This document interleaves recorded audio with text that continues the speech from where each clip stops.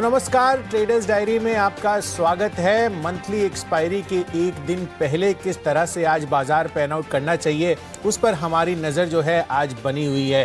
फिलहाल अगर आप देखें तो आशीष SGX निफ्टी करीब 46 से 50 अंकों की गिरावट के साथ ट्रेड करता हुआ नजर आ रहा है। तो थोड़े से संकेत जो हैं वो वीकनेस के अभी इनिशियल जो आ रहे हैं वो थोड़े से देखने को मिल रहे हैं, पर कहीं ना कहीं अगर आप ग्लोबल बाजारों पर भी नज़र डालें तो वहाँ से भी कोई खास संकेत नहीं है। मिले जुले सेट ऑफ आपको इंडेसेस देखने को मिलेंगे कल, लेकिन डाउ में मैंने देखा था, डाउ जोन्स जिस तरह से उसकी क्लोजिंग होती हुई दिखी थी, करीब करीब आप देखिए 80 अंकों की गिरावट और 0.2% अगर आप परसेंटेज टर्म्स में देखेंगे तो वहाँ पर आपको क्लोजिंग आती हुई दिखी थी और लेवल्स भी देख रहा था। तो दिन के लो पॉइंट पर कहीं ना कहीं डाउ जोन्स के जो बाजार हैं वो सेटल होते हुए नजर आए थे। यूरोपियन मार्केट्स की भी बात करें तो जर्मनी को छोड़ बाकी दो इंडेसेस में ऑलमोस्ट 0.3% की फॉल हमें कल के सत्र में देखने को मिली। तो यूरोपियन मार्केट से भी बहुत अच्छा रुझान तो नहीं नजर आ रहा है। और एशियन मार्केट्स भी अगर आप नजर डालें तो वहां पर फ्लैट सा कारोबार मुझे सुबह के सत्र में तो होता हुआ दिख रहा था।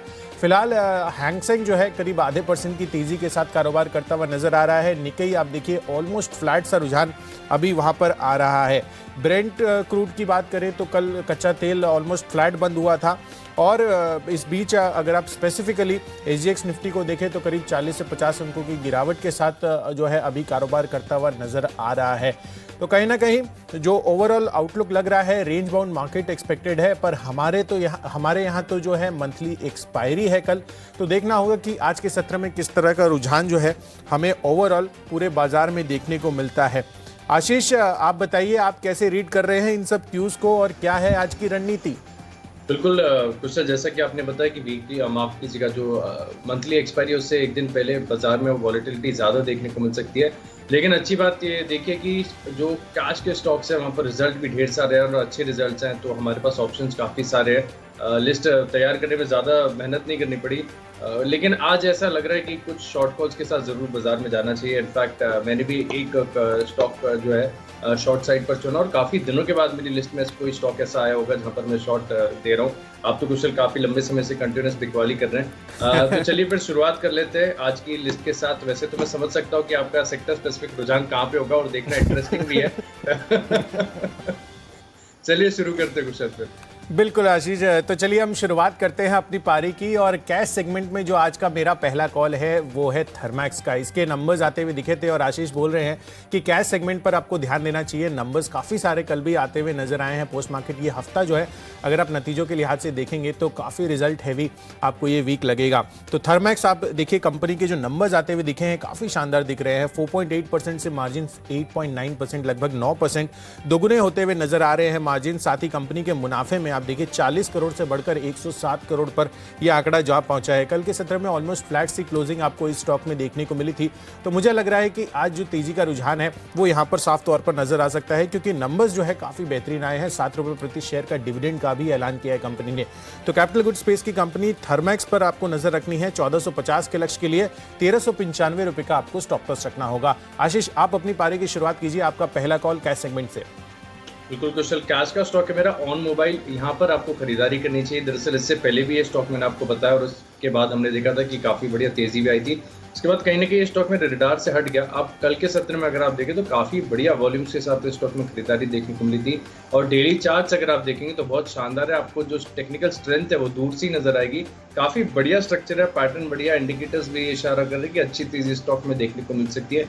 वैसे भी अगर आप देखें तो स्पेस काफ़ी ज़्यादा बचेंगे। कल रूट मोबाइल में देखिए करीब 10% से ज़्यादा की तेज़ी दिन के दौरान देखने को मिली।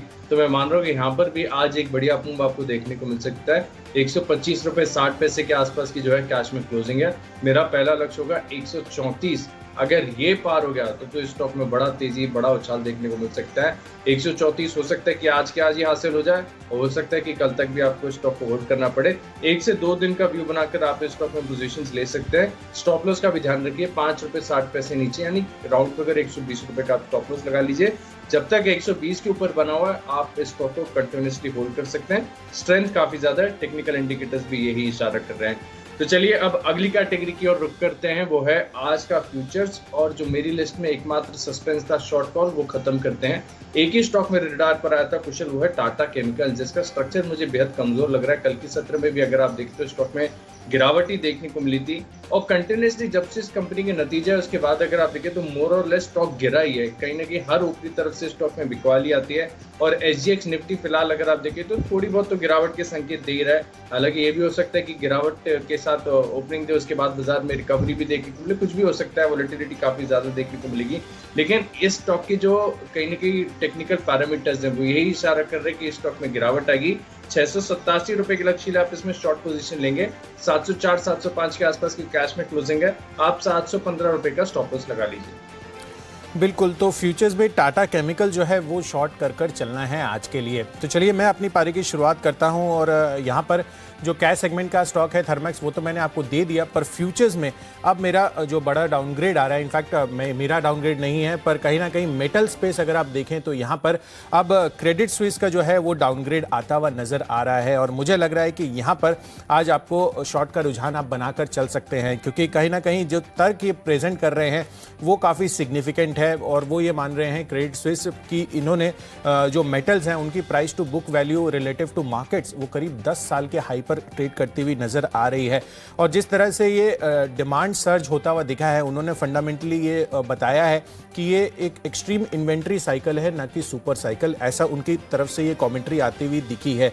तो मुझे लग रहा है कि यहाँ पर जिस तरह के कमेंट्री और स्टेटमेंट्स और जो डाउनग्रेड किया गया है इन्होंने ओवरवेट से अंडरवेट की तरफ मेटल्स को, उससे मेटल स्पेस जो है काफ़ी ज़्यादा आज डिक्लाइन कर सकता है, ऐसा जो है मुझे लग रहा है। क्योंकि ब्रोकरेजेस जो जब सेक्टर स्पेसिफिक कहीं ना कहीं अपना रुझान बनाते हैं तो उससे काफ़ी सारे स्टॉक्स जो है फोकस में आते हुए नज़र आ रहे हैं। खासकर अगर आप देखें तो पहला फ्यूचर्स में जो मेरा आज का कॉल है वो है JSW स्टील का, और यहाँ पर भी वो ये कह रहे हैं कि ये 2.8 times price to book value पर ट्रेड कर रहा है। और इन सब नामों में इन्होंने जो भी नेम्स सामने रखे हैं, JSW जो है सबसे ज़्यादा एक्सपेंसिव वैल्यूएशन पर ट्रेड करता हुआ दिख रहा है। तो JSW स्टील पर आज का फ्यूचर्स में आपको शॉर्ट कर चलना है। और यहाँ पर जो टारगेट्स बनेंगे वो 675 के होंगे, 710 रुपए का आपको स्ट्रिक्ट स्टॉप लॉस मेंटेन करना होगा। चलिए ऑप्शन कैटेगरी में भी मेटल काउंटर ही है और सेम तर्क है, जो क्रेडिट स्विस का डाउनग्रेड आता हुआ दिख रहा है उससे कहीं ना कहीं यहाँ पर टाटा स्टील पर भी आपको बड़ा इंपैक्ट होता हुआ नजर आएगा। आयरन ओर की जो कीमतें बढ़ी थी उससे कहीं ना कहीं थोड़ा सा जो इम्पैक्ट है, इनिशियली जो कंपनी ने प्राइस हाइक्स लिए थे वो उनको प्रॉफिट्स में फ़ायदा होता हुआ नजर आया, पर आगे के लिए मान रहे हैं कि करेक्शंस इसमें आ सकती हैं। और उसी वजह से टाटा स्टील 1100 का पुट ऑप्शन जो है वो आपको खरीद कर चलना है आज के लिए। 8 रुपए की प्राइसिंग है, 20 रुपए का लक्ष्य आपको इसमें बनाना है और 4 रुपए का आपको स्टॉप लॉस रखना है। तो आशीष, फ्यूचर एंड ऑप्शन मैंने अपनी तरफ से दिए हैं, आपने फ्यूचर्स दे दिया है। ऑप्शन कैटेगरी में आपका क्या कॉल है आज का? कुशल बिल्कुल, लेकिन इससे पहले मैं एक चीज कहना चाहूंगा कि आपको नहीं लग रहा कि क्रेडिट स्विस ने जो रिपोर्ट निकाली काफी देर से निकाली, आपसे पूछ लेते तो आप तो लंबे समय से, मुझे लग रहा है कि मेटल स्टॉक्स में अगर किसी ने टॉप पकड़ा है तो आपने पकड़ा है। जिस प्रकार से कंटिन्यूसली उस स्तर से गिरावट देखने को मिली है, काबिल तारीफ है। कुशल बिल्कुल, जैसा कि अब आपके कन्विक्शन में क्रेडिट स्विस भी शामिल हो गया है तो अब तो आज तो लगता है भारी भरकम गिरावट मेटल स्टॉक्स में देखने को मिलेगी। चलिए तो फिर आगे अपनी लिस्ट को बढ़ाते हैं और मेरी लिस्ट में जो अगला कैटेगरी है वो है ऑप्शंस, और यहाँ पर मैं बुलिश हूँ ऑटो स्टॉक्स पर। थोड़े दिन पहले मैंने मारुति में भी कॉल ऑप्शन दिया था, हालांकि जितनी तेजी एक्सपेक्टेड थी उतनी तेजी आई नहीं, लेकिन जिस प्रकार से अब कहीं ना कहीं एक रिवर्सल के संकेत आ रहे हैं ऑटो सेक्टर में, और खासतौर पर अगर आप देखें तो टू व्हीलर स्पेस ने पिछले साल के मुकाबले भी अगर आप पूरा प्रदर्शन देखें तो इतना अच्छा नहीं रहा है। अब हीरो मोटोकॉर्प का चार्ट अगर आप देखेंगे तो आपको नजर आएगा कि ईदर ऑफ द वेज आपको एक ब्रेकआउट या ब्रेकडाउन देखने को मिल सकता है। ये भी हो सकता है कि कहीं ना कहीं साइडवेज फिसल जाए, और ऐसा होता है तो ज्यादा नुकसान होगा। इसके लिए स्टॉप लॉस का जरूर ध्यान रखिए, क्योंकि एक दिन बचा है मात्र एक्सपायरी के लिए। आज का और कल का दिन मिला के देख लो तो 2 दिन की टाइम वैल्यू है आपके पास। ऐसे में अगर out of the money option हो गया आपका तो जो टाइम वैल्यू है बहुत तेजी से एरोड होगी, काफी ज्यादा नुकसान हो सकता है। तो कॉशियसली ट्रेड करना है। मैं जो इसी महीने का जो है ऐसी एक्सपायरी का ऑप्शन इसलिए रिकमेंड करता हूँ क्योंकि काफी सस्ता है, लेकिन इन द मनी जाएंगे, क्योंकि कैश में अगर आप देखेंगे 2930 रुपए के आसपास की जो है कैश में क्लोजिंग है, तो आप 2900 रुपए का जो कॉल ऑप्शन है उसमें खरीदारी करेंगे। मैं मान रहा हूँ दिन के दौरान इस कॉल ऑप्शन की वैल्यू करीब 70 रुपए के आसपास जा सकती है, लेकिन जैसा कि मैंने आपको कहा कि आपको स्टॉप लॉसेस बहुत ही कॉशियसली लगाने होंगे। 31 रुपए 40 पैसे मैंने तय किया स्टॉप लॉस, इसको ध्यान में रखते हुए आप 2900 का कॉल ऑप्शन खरीदेंगे हीरो मोटो में। दिन के दौरान तेजी देखने को मिल सकती है। तो चलिए लिस्ट को आगे बढ़ाते हैं। अगली कैटेगरी मेरी तरफ से वो है टेक्नोपिक, और टेक्नोपिक में कुशल याद आता है कि परसों मैंने आपको दिया था बार्बिक इनोवेशन। इस स्टॉक की चर्चा कहीं नहीं हो रही थी, 2 स्टॉक लगातार मेरे फोकस पे बने हुए हुए थे। एक तो था बर्गर किंग, जिसमें भी अगर आप देखें तो काफ़ी बढ़िया तेज़ी ऑलरेडी आ चुकी है, और दूसरा है बारबेक्यू नेशंस। चार्ट पर साफ विजिबल हो गया था कि नतीजे काफ़ी बढ़िया आने हैं, और कल के सत्र में अगर आप देखें तो कल भी ये स्टॉक मैंने आपको रिकमेंड किया था, 20% का सर्किट लगा है स्टॉक में। मुझे लग रहा है कि अभी भी जिस प्रकार की टेक्निकल स्ट्रेंथ है, निचली तरफ से रिबाउंड आया, काफ़ी बढ़िया है। और चार्ट पर अपने आप अगर आप देखें तो कहीं न कहीं जो अनलॉक की, रीओपनिंग की थीम है वो अपने आप सामने आ रही है। ट्रेंड का चार्ट देखिए, यहाँ पर भी आपको नजर आएगा कि ट्रेंड का जो ट्रेंड है वो कितना मजबूत है, बढ़िया तेजी आज। लेकिन थोड़ा सा कॉशियस इसके लिए भी रहना होगा, क्योंकि एसजीएक्स निफ्टी देखिए फ्लैट हो गया तो भी मूड खराब कर देगा, और गिरावट आ गई तो फिर ब्रेकआउट होनी थोड़ी सी मुश्किल हो जाएंगे। लेकिन ट्रेंड 825 के आसपास की जो है क्लोजिंग है। 862 रुपए के लक्ष्य से आप इस स्टॉक में खरीदारी कीजिए। 810 के ऊपर जब तक बना है तब तक आप अपनी तेजी की पोजीशन होल्ड करेंगे। 810 से नीचे फिसलते ही आप अपनी तेजी की जो पोजीशन है इन्हें काट दीजिए। बिल्कुल, तो टेक्नोपिक के आधार पर ट्रेंड पर नज़र रखनी होगी। और बारबेक्यू नेशन एक्चुअली काफ़ी बड़ा सरप्राइज निकल कर आया आशीष, कल जिस तरह से आपने रेकमेंड किया और जो तेज़ी बनती हुई नज़र आई, काफ़ी शानदार प्रदर्शन वहाँ पर आया, तो कंग्रेचुलेशंस उसके लिए। तो चलिए, टेक्नोपिक के आधार पर ट्रेंड जो है यहाँ पर आज आपको नज़र रखनी है आशीष की तरफ से। और मेरे स्टॉक लिस्ट में है आज के लिए इस कैटेगरी में कल्याण ज्वेलर्स। आप देखिए 7-7.5% की कल यहाँ पर तेज़ी बनी थी, और अब इनके लिए सूत्रों के हवाले से ये खबर आ रही है कि जो हॉलमार्किंग है ज्वेलरीज पर, खासकर 20 कैरेट और 24 कैरेट गोल्ड पर, ये हम आपको ये जो जानकारी है ये सूत्रों के हवाले से हमें मिलती हुई नज़र आ रही है कि पहले तो 3 कैरेट 22, 18 और 14 कैरेट गोल्ड पर हॉलमार्किंग को मंजूरी मिली थी। तो यहाँ पर आधिकारिक जो मंजूरी है वो अब मिलने की कहीं ना कहीं कोशिश में है, और जो दो और नए कैरेट को शामिल करने का जो प्रस्ताव है वो अगर मंजूर हो जाता है तो इनके लिए काफ़ी पॉजिटिविटी बन सकती है, क्योंकि ऑर्गेनाइज्ड स्पेस है। आप देखिए कल्याण ज्वेलर्स हाल ही की लिस्टिंग है, और कल के सत्र में जिस तरह की तेज़ी इसने बनाई है वो मुझे लग रहा है कि आज भी जारी रह सकती है। तो टेक्नोपिक के आधार पर कल्याण ज्वेलर्स 69 के टारगेट के लिए आप खरीदारी कीजिए। 67 रुपीज़ का आपको स्टिक स्टॉप लॉस इसमें लगाना होगा। चलिए बढ़ते हैं अपनी अगली कैटेगरी की तरफ, जो है फंडा पिक। और फंडामेंटली एक और अनलॉकिंग का स्टॉक मुझे पसंद आ रहा है। आप देखिए ये 19 मई से हमने आपको ये बताना चालू किया था कि जो अनलॉकिंग है उससे कहीं ना कहीं काफ़ी ज़्यादा थीम्स जो हैं वो निकल कर आएंगी। तो रिटेल स्पेस भी हमने आपको पिछले दिनों लिंक्स भी करके बताए थे कि जो 4-5 बड़ी थीम्स हैं वहाँ पर आपको नज़र रखनी चाहिए, जिसमें tours and travel, hotels, restaurants, इसके साथ साथ आप देखिए जो रिटेल स्पेस है, जो मॉल्स में जितनी भी शॉप्स वगैरह हैं वो अब वापस से खुलती हुई नज़र आएंगी। और 3 स्टेट्स ने तो ये माना भी है कि कहीं ना कहीं 1 जून से थोड़े थोड़े वो रिस्ट्रिक्शन जो है हटाना शुरू कर देंगे। तो उसको ध्यान में रखते हुए आपको यहाँ पर शॉपर स्टॉप मुझे काफ़ी पसंद आ रहा है। आप देखिए 221-22 रुपये की अभी प्राइसिंग है इसकी, 260 रुपये आपको यहाँ पर टारगेट बनाकर चलना है। अगले 6 महीनों में आप ये लेवल्स जो है इस स्टॉक में देखने को आपको मिल सकते हैं। तो शॉपर स्टॉप पर नज़र बनानी है आज के लिए, ये मेरा फंडा पिक है। आशीष, आपने क्या चुना है? देखिए फंडा पिक में मैंने चुना है स्टॉक केयर रेटिंग्स। यहाँ पर आपको खरीदारी करनी चाहिए। दरअसल अगर आप देखें तो कंपनी के जो फंडामेंटल्स हैं और टेक्निकल्स दोनों तौर पर आपको एक बड़ा टर्न अराउंड नजर आएगा। सबसे पहले कुछ तकनीकी तर्क मैं आपके सामने रख दूं। इनका जो मार्केट कैप है केवल 1640 करोड़ का, और ये बिजनेस काफी बढ़िया। अगर आप देखें तो असेट लाइट मॉडल होता है, ज्यादा असेट्स की रिक्वायरमेंट नहीं होती है। और यहाँ पर एक बड़ा ओवरहैंग था जब से आइलैंड पे के क्राइसिस हुए थे, रेटिंग का मामला होता, उसके बाद कहीं ना कहीं देखिए मैनेजमेंट पूरा चेंज होते हुए नजर आया, और उसके बाद कंपनी में एक बड़ा टर्न अराउंड हुआ है। अब फाइनेंशियल्स भी अगर आप देखें तो कंपनी के बहुत मजबूत हैं, और सबसे अच्छी बात मुझे लगती है कि अगर इस भाव पर आप स्टॉक खरीदेंगे और कंपनी अपनी डिविडेंड पॉलिसी जैसी पहले चल रही है वैसी बरकरार रखेगी, तो करीब 3.5 से 4% के आसपास की आपको डिविडेंड यील्ड है, इसका फायदा मिलेगा। काफी आकर्षक यील्ड है, 3.5-4%। तो कई बैंकों में सेविंग्स अकाउंट में आपको इतना इंटरेस्ट नहीं मिलता है, लेकिन जिस प्रकार से अगर आप देखें तो इसके, क्योंकि डेट फ्री कंपनी है, जैसे कि मैंने बताया कि एसेट लाइट है, डिविडेंड यील्ड काफी बढ़िया है, वैल्यूएशंस भी इतने महंगे नहीं है। टीटीएम पे देखेंगे तो करीब 21 के मल्टीपल पर चल रहा है, 20-21% के आरओई कर लेती है, आरओसी भी काफी बढ़िया है, मार्केट कैप शानदार है, कैश रिच कंपनी है। जितना भी कहिए देखिए कुशल काम है, लेकिन मैं मान रहा हूँ कि फंडा पिक के लिहाज से केयर रेटिंग काफ़ी बढ़िया नज़र आ रहा है और टेक्निकल्स ये इशारा कर रहे हैं कि अगर आप इस स्टॉक को करीब 1 साल का समय देंगे तो मिनिमम 30% तक के रिटर्न्स तो आपको बड़े आराम से देखने को मिलेंगे। बहुत ही सेफ बेट हो सकता है फंडामेंटल तौर पर अगर आप देखें और करीब 557-560 के आसपास की कैश की क्लोजिंग है। 722 रुपये के लक्ष्य के लिए आप केयर रेटिंग्स में खरीदारी करके चल सकते हैं। मजबूत फंडामेंटल्स, अच्छे टेक्निकल्स हैं, इस स्टॉक में आपको निवेश जरूर करना चाहिए। तो चलिए आगे बढ़ाते हैं अपनी लिस्ट को और अगली कैटेगरी है इन्वेस्टमेंट पिक। और यहाँ पर मैंने एक एग्रोकेमिकल स्पेस की कंपनी NACL इंडस्ट्रीज थोड़े दिन पहले यहाँ पर चार्ट्स पर ब्रेकआउट होता है, उसके बाद ये स्टॉक सबके रडार पर आया। अब कहने के अगर आप देखें तो ऊपरी तरफ का मूव दिखाने के बाद स्टॉक में थोड़ा सा साइडवेज कंसोलिडेशन और पुल बैक देखने को मिला, लेकिन आप इस स्टॉक के टेक्निकल्स देखेंगे तो आपको काफी बढ़िया एक लंबी अवधि का राउंडिंग बॉटम नजर आएगा। अच्छे कंसोलिडेशन के बाद मैं मान रहा हूँ कि अब जो अपमूव है वो दोबारा शुरू होगा। थोड़ा सा अगर आप इस स्टॉक के साथ पेशेंस रखेंगे तो अच्छी तेजी देखने को मिल सकती है। और एग्रोकेमिकल स्पेस के लिए अगर आप देखें तो फ्यूचर बहुत ज्यादा ब्राइट है, क्योंकि स्काईमेट और IMD दोनों ने कह दिया कि इस साल जो है मानसून सामान्य होगा और ज़्यादातर संभावना यही है कि अच्छा मानसून इस बार आपको देखने को मिले।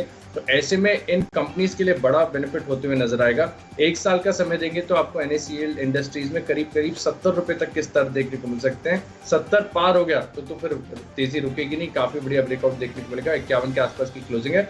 अच्छे रिटर्न्स के लिए NACL इंडस्ट्रीज में खरीदारी करेंगे।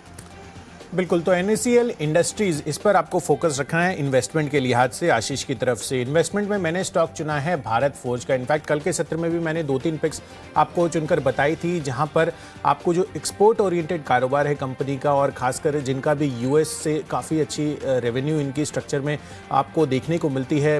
मदरसन सुमी भी मैंने आपको कल के सत्र में बताया था।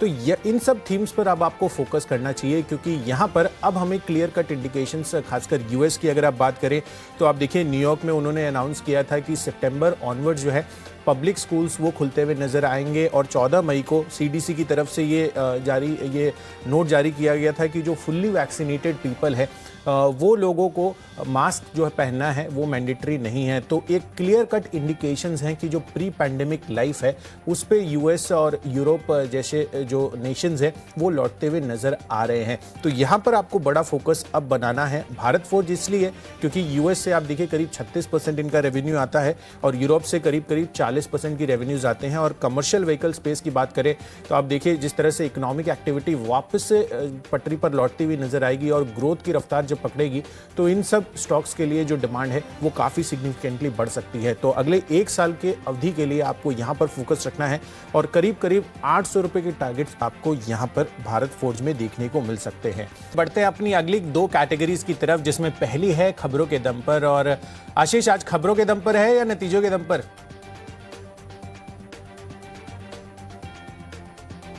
मोटर्स स्टॉक पर खरीदारी करनी चाहिए।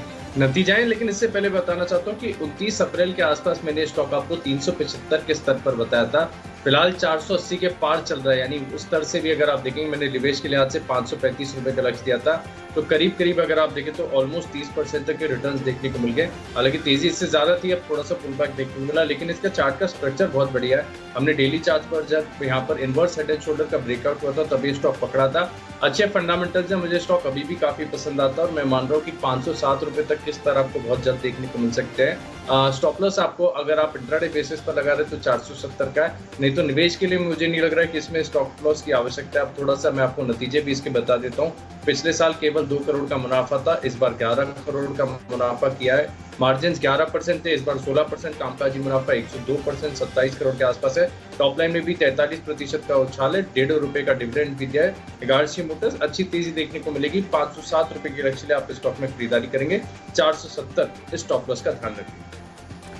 बिल्कुल, तो जो नतीजे आए हैं इगारशी मोटर्स, यहाँ पर आपको फोकस रखना है आशीष की तरफ से। तो चलिए खबरों के दम पर मैंने स्टॉक चुना है JSPL का। इनफैक्ट यहाँ पर भी आपको बिकवाली करने की राय है।